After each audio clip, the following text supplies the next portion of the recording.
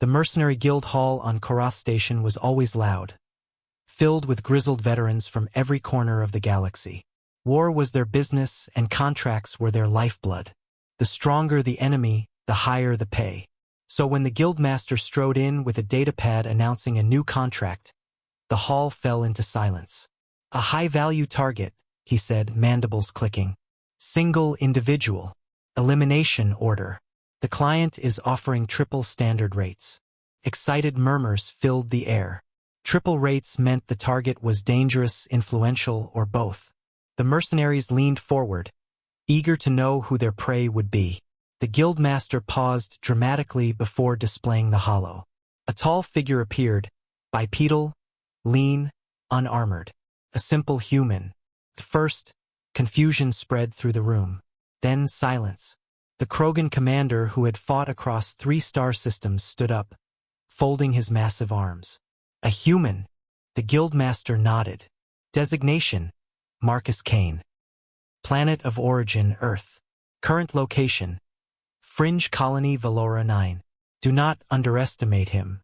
The client insists he is dangerous." A sharp laugh broke the tension. "Dangerous?" scoffed a scaled Dravani war chief. "He's flesh and bone. No claws, no carapace, no plasma glands. He bleeds like any soft-skinned prey." But none of the others laughed. Instead, many exchanged uneasy glances. "You've never fought them," muttered a Teruan sniper, feathers puffed in anxiety. "You don't know what humans do when cornered."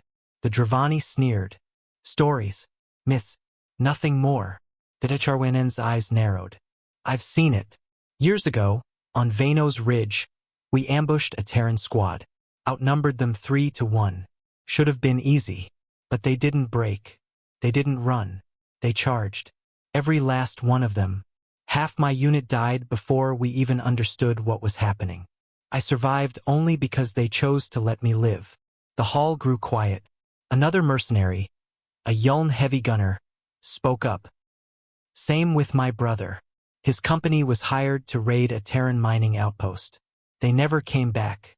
All we found later were fragments of armor and blackened ground where humans made their stand. They say the Terrans fought until their lungs gave out, until their blood turned the soil red. And even then, some kept fighting." The Dravani opened his mouth to retort, but the words died. The silence of the hall was heavy, suffocating. Finally, the Krogan commander growled. "I don't fight humans. Not for triple pay, not for 10 times that. You want me to fight a Death Worlder? You'll need a god to sign the contract, not me." Others began nodding. The Yuln slammed his massive hand on the table. "If the target's human, count me out." "Same here," hissed the Teruanan sniper. "I've seen what happens. No credits are worth that."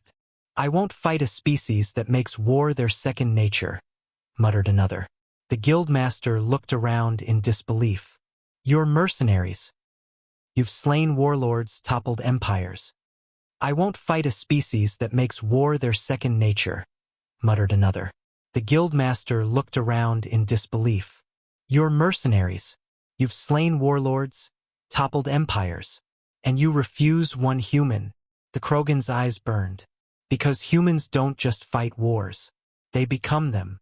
A murmur of agreement rippled through the hall. Species after species withdrew their names from the roster. The Mercenary Guild, famous for taking on any job, was now refusing. The guildmaster slammed his mandibles shut in frustration. "Then what am I supposed to tell the client?" The Krogan commander leaned in, voice like grinding stone. "Tell them the truth. If they want Marcus Kane dead, they'll have to do it themselves. No mercenary in this galaxy is foolish enough to hunt a human." And with that, the hall emptied. Chairs scraped, weapons clattered, and warriors of 100 species left the contract untouched. The holo of Marcus Kane still flickered on the table, his calm expression hiding the storm behind human eyes. Alone, the guildmaster stared at the image, a chill running through his exoskeleton. He realized something then, something the galaxy itself had always known, deep down. Credits could buy loyalty. Fear could inspire obedience. But when the target was human, neither was enough. because even the fiercest mercenaries refused to fight what they could not hope to survive.